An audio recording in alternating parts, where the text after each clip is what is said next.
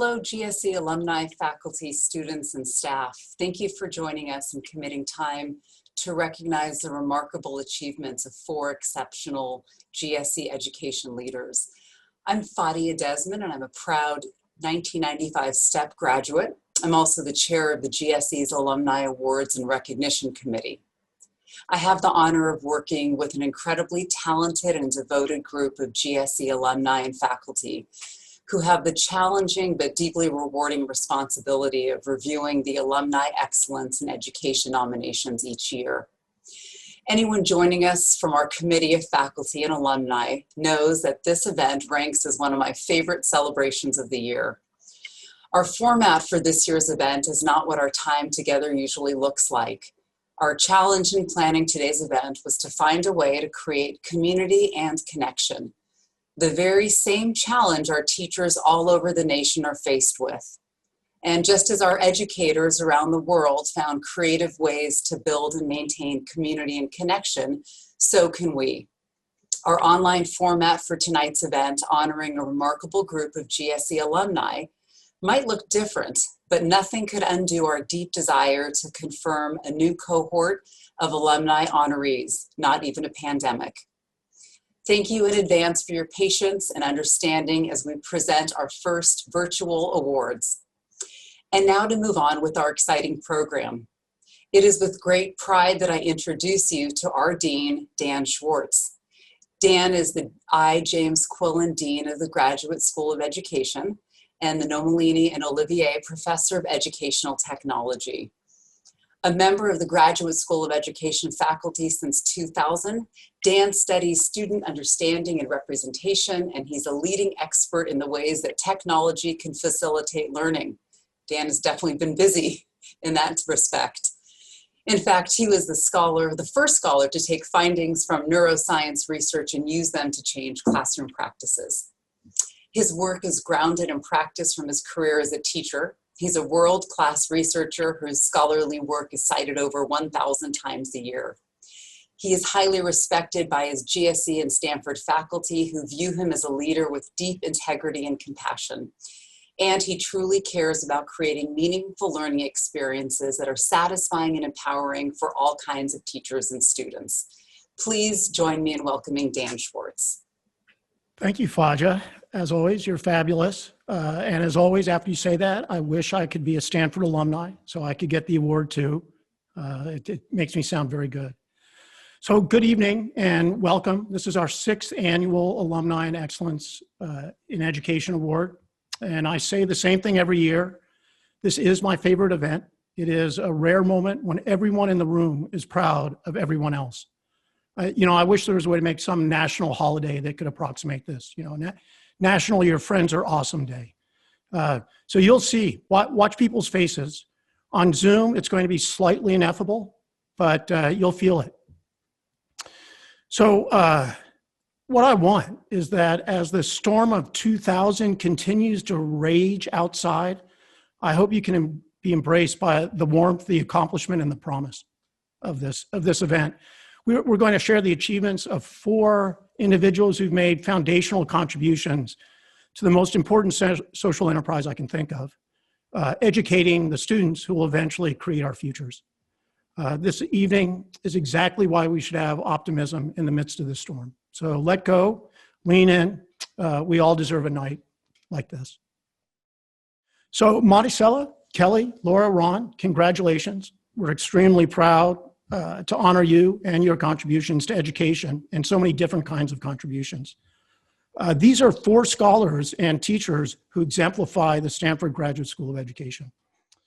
They're leaders, they've inspired others, they've discovered new knowledge and new ways of doing things. They're driving change in their communities in the world, and they're helping us realize the GSE vision that all learners are prepared to thrive in a dynamic future. So choosing the alumni and excellence is a pretty serious task. We have over 1,200 alumni that are eligible for this award. And so the school enables really passionate, talented, driven, and informed educators. And as you know, nobody makes it on their own. So their achievements are our achievements.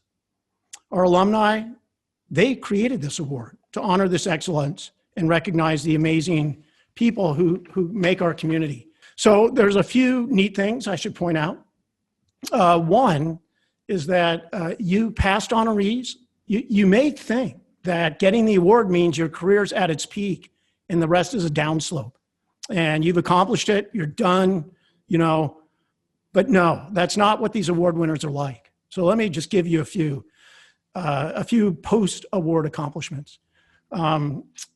Joe Castro, our 2016 honoree, was appointed September as the 8th chancellor of the California State University system. He is the first ever person of color to lead the nation's largest public university. So that we pick them. We pick the right award winners. We're also honoring a physician for the second time. So remember, education is important everywhere. You want a well-educated doctor, trust me. You may have been here 6 years ago when Dr. Skeff introduced Dr. Carla Pugh as an inaugural honoree. Tonight, we're honoring Dr. Skeff. In the meantime, Dr. Pugh, because of this award, I think, she decided to come back to Stanford in the School of Medicine as a faculty member, where she's working on many interesting things about training medical professionals, but also with the president to further diversity of our professoriate. A few more achievements, just because they're so satisfying. 2016 honoree Aide Rodriguez was appointed this year to the California State Board of Education. And finally, for the first time, we're recognizing an alumni of our STEP elementary program, Maricela Montoy-Wilson. So this is, the future of education is built on the phenomenal legacy that we celebrate in the Alumni of Excellence Award. So the GSE is built on a foundation of values of being rigorous, daring, and relevant. The honorees exemplify these values. Each of these extraordinary people is tackling some of the greatest challenges in education.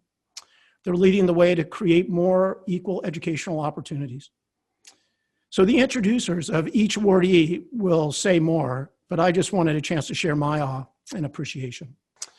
So I need to give a special thanks to Angela and David Philo and the Yellow Chair Foundation. They've championed this award, and their commitment to educators, especially those working with underserved students, inspires all of us and is unflagging. So thank you very much.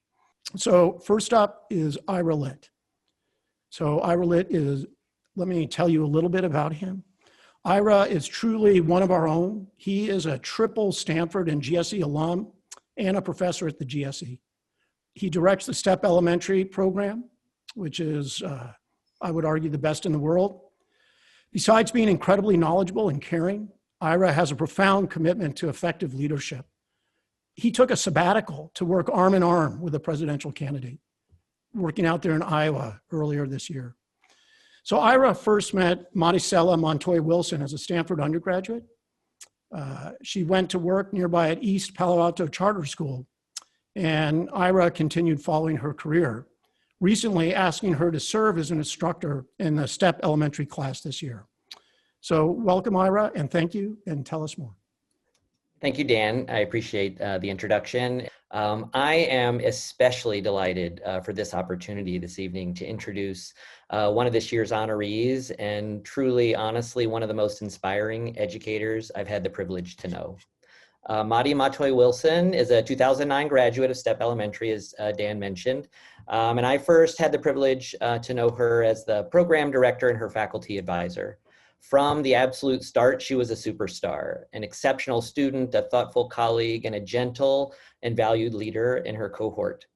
She was and remains a consummate learner with a deep and abiding passion for equity and community. Since graduating from STEP, Madi has served as a teacher, a mentor, and principal at East Palo Alto Charter School, where she's made an incredible difference in a community that so values and appreciates her. I wish all of you had the good fortune I've had over the last decade to observe Madi's expertise, her passion, her commitment, and talent up close. On any given day on a visit to EPACS, you would see Madi exemplifying the best of what our profession has to offer in countless daily acts of professional talent and artistry. Let me name just a few that kind of come to mind when I think about those many visits I've had over the years. You might have the pleasure to observe the combination of intellectual forethought and care manifest in watching her illuminate a carefully selected and masterfully crafted read aloud lesson on family diversity and inclusion.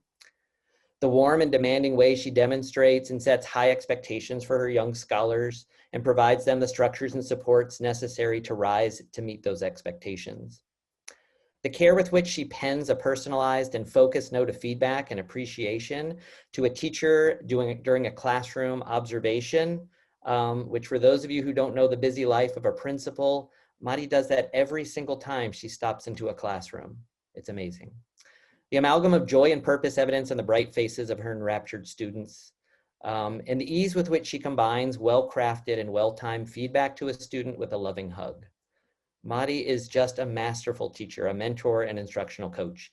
She's a collaborative, creative, dynamic, and effective leader. She builds teams, she engages and strengthens community. She is always learning and growing. And driving all of that work is unfailing and keen-eyed commitment to equity, to community, and to justice, to making a meaningful difference in the lives of others.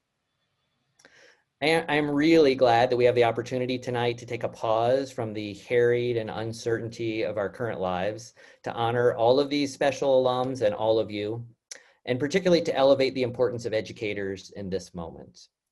Mari, you emulate just what makes teachers and all educators so essential to our collective society. You make the world a better place. You lift others and bring them along in the journey with you and beyond all of us towards an even brighter future. There is no better feeling for a teacher than to see one of their students soar in special and surprising and purposeful and meaningful ways. Mari, I love you, you inspire me, and I am so proud of you. Congratulations on this well-deserved honor. Thank you, Ira. It's really quite overwhelming to hear you share. I admire you so much, and you've been one of my most steadfast mentors and supports over the past 12 years. Congratulations to the awardees. I'm deeply humbled to receive this award alongside you. And thank you to my community. Whether you're an educator, a fellow parent, a dear friend, and family member, you have spurred me on with your brilliance, your reminders to attend to all parts of ourselves, your love, your strength, and your guidance. And tonight, I hope to reflect some of that back to you and encourage you in the ways you've taught me about belonging, connection, and pursuing your passions. Serving in East Palo Alto has been one of my life's greatest privileges alongside starting a family. 12 years ago, I began my journey at Skeff, which gave me a strong foundation of inquiry and deepened my commitment to equity. Moreover, it gave me a rich community to learn from, learn alongside, and to lead. Skeff also gave me mentors to draw on and come back to again and again at various points who still support me today. It was no accident so many of my friends from Skeff ended up together in East Palo Alto, where we got to put pedagogy and theory to practice as we became tightly knit into the community of the East Palo Alto families we serve at EPACS. Throughout my career, my community from Skeff and EPACS have truly become extended family, and I'm forever grateful. Few people can go to work and feel they are among family, where they can learn more, love better, and live their life's mission more fully. This year has made abundantly clear how important belonging through connection is. First, just to shoulder joys and pain on a day-to-day basis, and then to sustain the critically important work it will take to upend the multitude of systems of oppression that plague our country. Our most recent national atrocities have unveiled more about how America's racist roots have left our society fractured and disconnected, and our broken systems have magnified inequities that have exacerbated the challenges of learning during the pandemic. Check on your people and extend that grace of connection and of humanizing to yourself. Educators are notoriously bad at filling our own cups. Our job, after all, is to keep 25 little people engaged, content, and even pleased about productive struggle. And this year that has to happen over Zoom. It can feel impossible at times to give yourself grace, acknowledge when you need a break, to let yourself rest, or to ask for help. Yet those are skills we want and hope for our children to have. Ensuring those around you feel seen, that they belong, and that you can cultivate connection with them is the only place to start and to continue, both for you and for them. Second, I want to encourage you to pursue your curiosities. They can become your passion. I learned this first from my parents in the way they pursued their work, which has always meant more to them than a job. And it's a lesson I continue to learn, surrounded by my Steph and Deepak's family. Pursuing your passion can plant the seeds of inquiry for so many around you in the way that it allows you to reflect and exude an ardent curiosity and wonder. It is both good for you, food for your soul that fills you and spurs you on. And for others, it can be a window into what is possible when we live a life deeply ignited by our interest and curiosity, reminding us to never settle and to continue learning and contributing to purposeful habits. Bringing my own personal curiosities into the classroom made my time teaching more meaningful, authentic, and full. It helped me learn to bring my whole self to my work, whether it was learning about how critical play is for us adults and for our children, finding ways to make that come alive in my classroom and scaling it across our school, or learning on a personal level how to incorporate self-love, care, and mindfulness. Our authentic passions and learnings humanize us to our students and colleagues and simultaneously make us whole during the journey. And finally, I leave you with a call to action. Our future depends on our next generation of children to become whole, compassionate, socially conscious, self-aware citizens who ardently tackle our biggest challenges. That starts with us, our posture, our outlook, our modeling. It requires of us an incredible amount of resilience, belief, and love. It requires us all to be actively engaged in the work of anti-racism and to be willing to learn and unlearn patterns of brokenness that touch us all in different ways. Extend yourself grace as you learn difficult lessons, and don't stop learning about yourself and those you serve. It requires us to lean on each other, encourage each other, and share in the victories that strengthen us. Cultivate community and notice how reaching out can strengthen you as well as the person on the receiving end. It requires a continual pursuit of self-discovery so we can show up on fire about our passions with a sense of strength that enables us to be resilient. Take risks in pursuing your curiosities. A deep connection to each other is required to bring healing and wholeness to our broken world. Thank you for being part of my journey. I am truly honored to receive this award. Marty, I would like to present you with a token of our esteem. Thank you so much. Thank you. So I don't know about you, but after hearing that, I want to be a teacher. I want to go back. I was never an elementary school teacher. I want to be a teacher again. So thank you so much, Marty. Our next introducer is Clarence Braddock. He is the Vice Dean of Education at the David Geffen School of Medicine at UCLA. Dr. Braddock met Kelley Skeff almost 40 years ago. Dr. Skeff was instrumental in recruiting Dr. Braddock to the Stanford School of Medicine faculty between 2003 and 2013. Clarence describes Kelley as one of the most impactful physician educators of a generation, having contributed in unsurpassed ways to our scientific understanding of teaching and learning in medicine. Clarence? Thank you so much, Dean Schwartz, and welcome everyone. It's just a lovely event, and I'm really grateful to be there. I will say that as a alum, I did my undergrad work at Stanford. Seeing the images has given me a little bit of nostalgia, so thank you for inviting me. This is going to be a very personal introduction, so I hope you will indulge, but it is my great pleasure to introduce to you Dr. Kelley Skeff, my teacher, guide, and role model, who became my mentor and friend, and who changed my life and career. No one in my career has epitomized both the scholarly teacher and the scholar of teaching more than Dr. Kelley Skeff. As you heard, I met Dr. Skeff in 1992, although actually once I recall, Kelley, we figured out we actually crossed paths without knowing it many years earlier when you were an intern at Harvard General Hospital and I was a male candy striper, story for another day. But I was fortunate enough in 1992 to be accepted as a faculty facilitator trainee in your now world-renowned Stanford Faculty Development Center for Clinical Teaching. As many of you may know, this program is an intensive, full-time, month-long sort of mini fellowship, teaching excellent teachers to become scholarly teachers, informed by evidence from his groundbreaking research on effective teaching behaviors in medicine. To say the experience was life-changing is an understatement. It was not just the content that was transformative, or the daily videotape review and constructive feedback on my teaching. That was pretty intense, but amazing. But what Kelley taught me was how to be an exquisite, meticulous observer of every nuance of teaching behavior, making bare every dart of the eye, every stutter, every voice inflection. Ordinarily, such dissection would exact a huge toll on one's ego, but Kelley has this other incredible gift, his heart. He exudes an authentic caring for the learner that can't help but inspire to be better, to be open, to want to learn. Over the years, I've tried to channel Kelley. It's a tough act to follow, but every once in a while, I began to approach his ability to be present as a teacher, as a person, and keenly observe with a completely open heart. So as I think of someone who is the definition of excellence in teaching and teacher education, I honestly can think of no one more deserving than Kelley Skeff. Congratulations, Kelley. As all of you know, it's an absolute honor to receive this award from a wonderful school like the Stanford School of Education. Like other award winners, I am but a representative of those who have helped me in the past. I'm a representative of my family, my mother, my sisters, my brothers, my wife and my daughters, and my colleagues, mentors, and institutions and funders. Each of those folks manifests themselves in all that we do.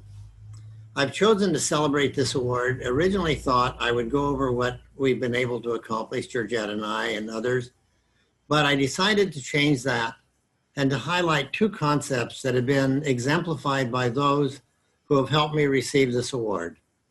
The concepts are an invitation to learn and a commitment to care. In 1976, the then chairman of medicine at Stanford, Daniel D. Fetterman, my division chief, Harold Sox Jr., and Robert Glazer, the president of the Kaiser Family Foundation, created the first fellowship in general internal medicine. Their vision was to have other disciplines, such as education, contribute to academic medicine. As one of the first fellows, I was advised to obtain a PhD in education. That advice fortunately led me to this school. I came to meet a professor named Nathan Gage. I entered into Professor Gage's office enthusiastically ready to share my brilliant plans to study teachers. But during that visit, he implemented an approach that I've experienced now from many wonderful educators, an invitation to learn. He suggested that I might want to take one of his courses, a course entitled The Introduction to Research on Teaching. I believe I was puzzled at that point, an introductory course in teaching, an area about which I already knew so much. Like for so many others, the self-assessment process of the uneducated had failed me. But this kind, welcoming, and respectful man, Nathan Gage, his approach to invite others to learn continued for me and others as he became a yearly speaker for our faculty development course for medical teachers.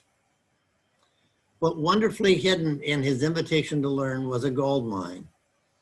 He had given me an invitation to join and learn from a wonderland of scholars.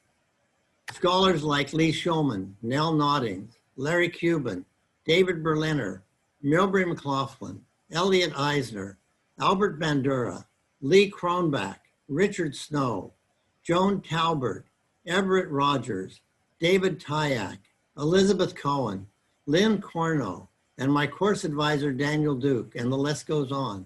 These are names that many of you in education will remember as people who were trailblazers. All of these remarkable thought leaders provided me with an invitation to learn about, as Gage would say, the science of the art of teaching. My second area to highlight is a commitment to care. This concept was revealed when I prepared to implement my thesis research. My goal was to test a feedback method to assist clinical faculty teaching on the hospital wards, using an experimental study of randomly assigned faculty. I needed 64 volunteer physicians who would allow me to videotape, analyze, rate, and randomize to either receive feedback on their teaching or not. How many medical faculty was I going to have to approach to recruit 64 study subjects? Answer, 67. Why did it take only 67 invitations to get 64 participants? I believe it is because of a second important concept, a commitment to care. While reviewing their videotapes with these teachers, I recognized that each of them cared deeply, not only about their field and the patients that it served, but also about their learners, the future practitioners of their field. And what has been most encouraging to us is that as we have worked around the world, we have repeatedly seen the same commitment to learners as we've worked with physicians across the globe, from Canada to Europe to South America to Asia and the Middle East. Over time, I began to more fully recognize the true nobility of these two helping professions, education and medicine. Across cultures and throughout history, members of these fields have been committed to the lives of others, facilitating both ends of Maslow's hierarchy, enabling security and peak experiences. But as we currently can observe, especially with the COVID crisis, both fields are filled not only with joy, but also with great challenge, as the invitation to learn and the commitment to care are not enacted without barriers or risks. So it is with the greatest respect for the professionals in these fields that I am deeply honored to accept this award. It is my hope that both fields, education and medicine, will effectively contribute solutions to today's challenges. It is also my hope that as a society, we reaffirm our commitment to all teachers in all fields, because in being teachers, they are embodying two of the most important and inspirational behaviors of humanity, two behaviors that led to this award: an invitation to learn and a commitment to care. Thank you. Thank you, Kelley. Allow me to share our token of appreciation. Thank you. Let me move on to our third introducer. This is Phil Halperin. He's the chair of the GSE's Advisory Council, and so he's been my close partner these last several years. And let me just say it. Phil is the platonic mix of originality and wisdom. He has grounded creativity and tremendous commitment, and he's also a hell of a pitch man. So he's one of Stanford's most active campus citizens, but in his day job, he works around the clock on behalf of children and educators in California with California Education Partners and the Silver Giving Foundation. So Laura was first introduced to Phil by Linda Darling Hammond, who was Laura's dissertation chair. And one of Phil's favorite things about Laura is that she's really, really good at getting people to think that her ideas were really their own ideas. So Phil? Thanks, Dan. I have, as Dan said, have had the pleasure of working with Laura for over 12 years. Laura is the director of the Research Practice Partnership Program at California Education Partners. Now, the logo for the Graduate School of Education San Francisco Unified School District Partnership is the Golden Gate Bridge. The bridge connects a busy city with lush landscape.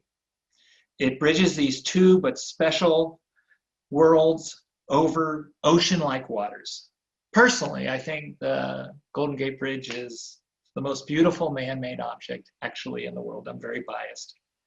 In my mind, Laura is the Golden Gate Bridge of education. She connects two extraordinary worlds over very tricky waters, that being school districts and the Graduate School of Education. She does this in the most elegant and smart way. And like the bridge, she has a spine of steel. She's very colorful, and she never closes, rain or shine. Stanford professors have generated groundbreaking research that can be practically used by educators around the world just because of Laura and her work. Now, if imitation is the sincerest form of flattery, Laura has legions of imitators. Graduate schools from around the country regularly call upon her and ask her this question about, how did you actually do that? How did you get researchers? How did you get practitioners to sit at a table and actually work together on behalf of kids? And Laura's done this.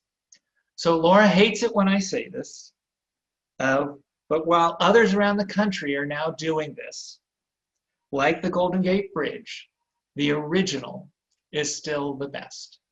And Laura is an original.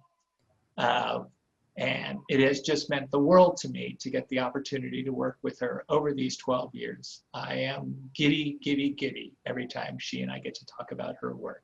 And so I'll turn it over to Laura to talk about her work. Thank you so much, Phil. Thank you for that introduction, and thank you for your mentorship.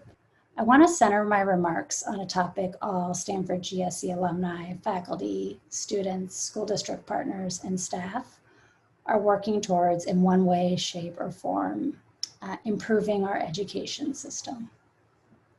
So through the help of Phil and my advisor, Linda Darling Hammond, I was given an opportunity to launch a new approach to improving our educational system, overseeing a partnership between Stanford, GSE, and San Francisco Unified School District. After working in the position over 10 years, I have learned there are 3 conditions associated with improving outcomes in education: skilled people in relationship with each other, networked people engaged in inquiry and learning, and humble leaders willing to make evidence-based, research-backed decisions. First, relationships matter. I mean, you can see that in all these talks today, right? Students and parents working with teachers, teachers working with principals and other school staff, principals working with central administrators, and central administrators working with policymakers and researchers. The level of skills and knowledge, as well as the relationships with all people involved in the education system, matter. This is what my colleagues Eve Abergast and Ann Jakowith would call the impact chain. To get our education system improving, you need people to have or be developing the skills and knowledge, as well as the relationships they need to work together on their improvement journeys. So second is that learning matters. The people involved in education need to have the structures and systems for building what my colleague Ritu Khanna would call the network of learning. These are the routines and practices needed to engage in inquiry and ongoing opportunities for learning with teams of people. Teachers and grade level collaborations, instructional leadership teams, central and school leader cohorts, and in the case of partnerships, central leaders from across departments working with researchers. This network of teams works together to support the learning needed to improve our education system. Last but not least, leadership matters. I have seen these leadership traits in my colleagues at SFUSD, including, if you don't mind me saying, Bill Sanderson, Nancy Waymack, Christina Wong, Orla O'Keefe, Mino Yashar, Myung Lee, Carlos Garcia, Richard Carenza, Guadalupe Guerrero, Vincent Matthews, and Anikia Ford Mortel. I've been there 10 years, so I know a lot of people. I have also seen these traits in my colleagues at Stanford, including the 3 deans who have had the vision and foresight to invest in Stanford GSE's research practice partnerships: Deborah Stipet, Claude Steele, and Dan Schwartz. These leaders all demonstrate the ability to know what type of evidence you need to make decisions, allow enough time for collecting evidence, sometimes through research, and provide time to consider the evidence and actively reference evidence in their rationale for decisions. I want to emphasize this final point. Leadership matters. If there is something I have learned from my parents, Alan and Heather Wentworth, leaders don't need to be loud or brass. And in fact, leadership that is humble is often the most persuasive. Similarly, my colleague Laura Schwam taught me, a leader who can't follow can't really lead.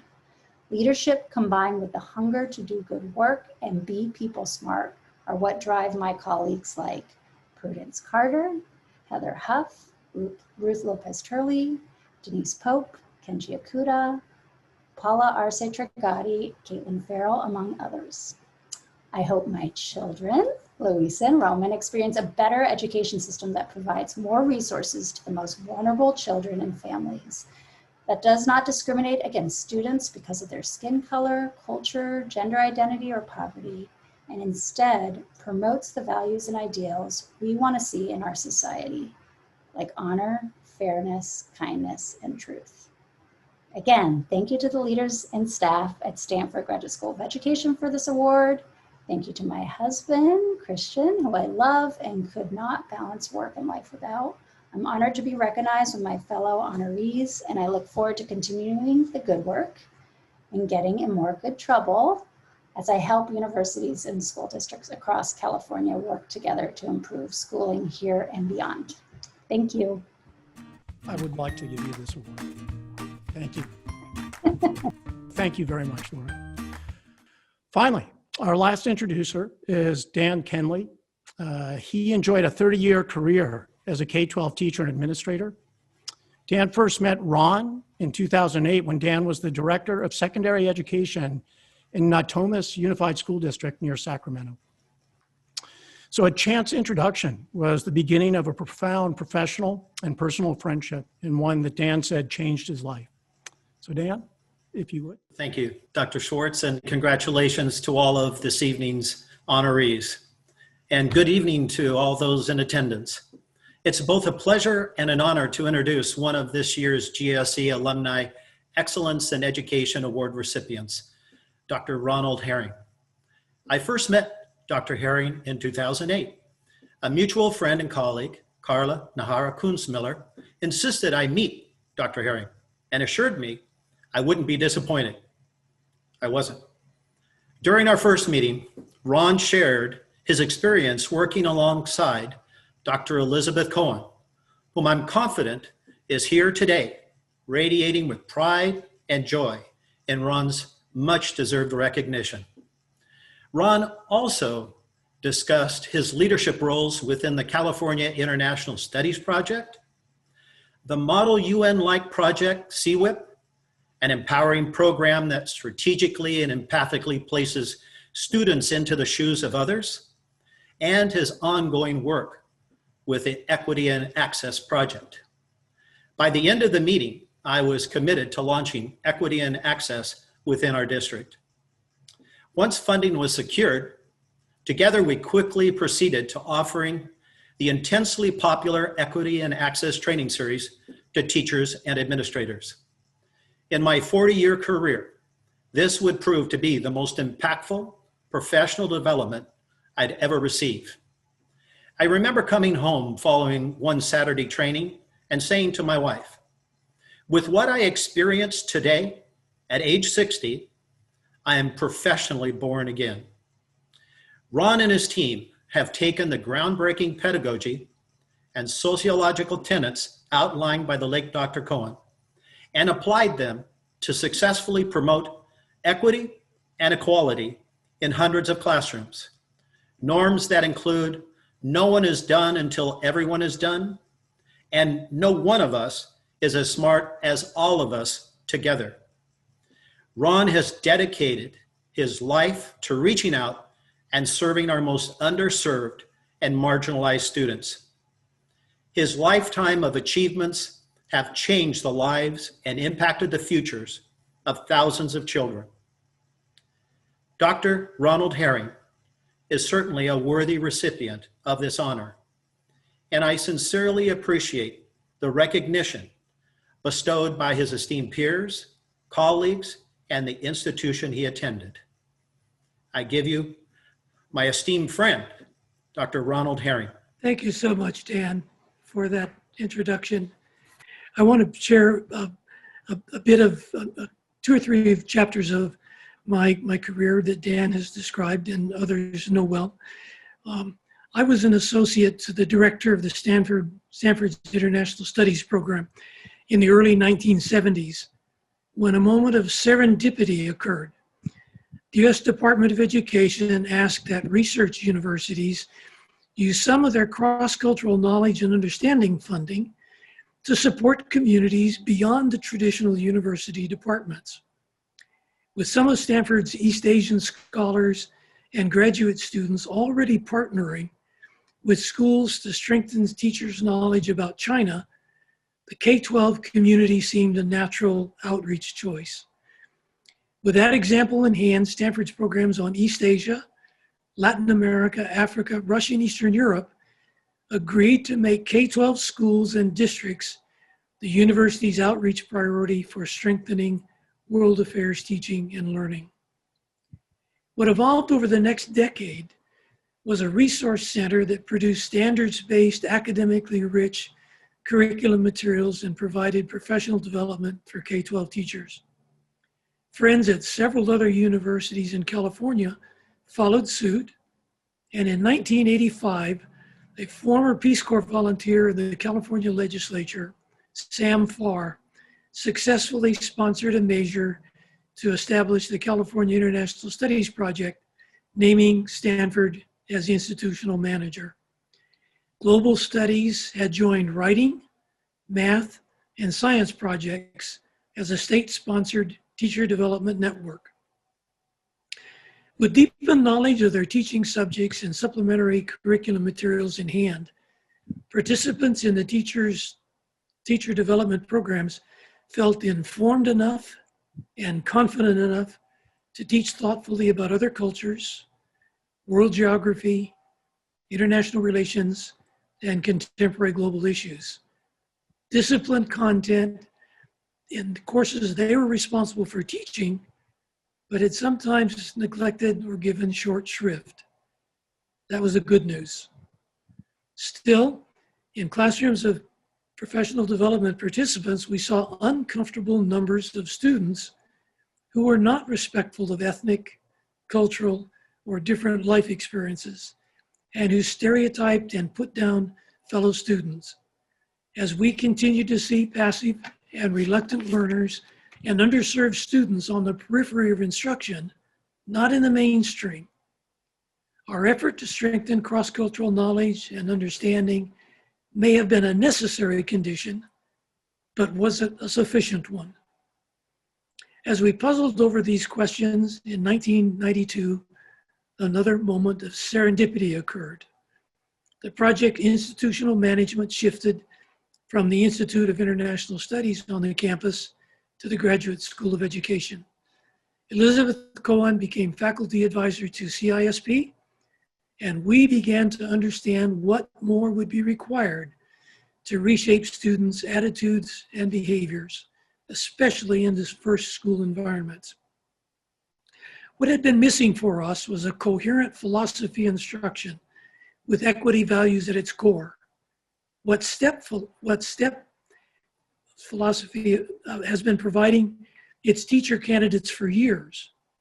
It's not possible to exaggerate the influence that Dr. Cohen, along with Rachel Lotan and Joan Benton, had on subsequent operations of the CISP network. One of our staff colleagues said it best when she asked me rhetorically, "This is really an entire system of instruction, isn't it?" To fully utilize those instructional processes, the project initiated the international relations simulation that Dan Kenley described. And we designed the professional development experience for world history teachers to consistently model all of the instructional processes the teachers would need for their students to meet the simulation's requirements, no small task. These included diplomatic behavior, collaboration, problem solving, teamwork, research and writing, skills and behaviors that are sorely needed in our society at present. Finally, administrators in these contemporary world history project schools urged us to replicate the project's outcome for teachers and students beyond grade 10 world history and social science. That led us to establish Equity and Access, a PD program for teachers of all grades and disciplines.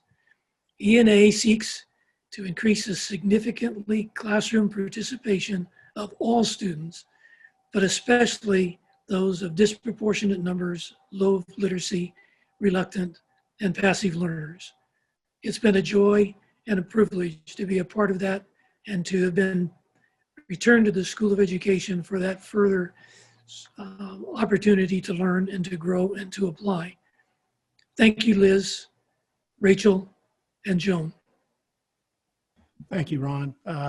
You're so comprehensive. I can see how you've accomplished so much. It's really, it's wonderful. Allow me to also hand you your award. Thank you very much. Thank you very much, Ron. It's wonderful. That was Thank wonderful. you, Dan. I look forward to seeing you all in person and in good health at the next Alumni Award in 2021. So thank you all, and thank you awardees. You're amazing. This is why I'm optimistic about the future.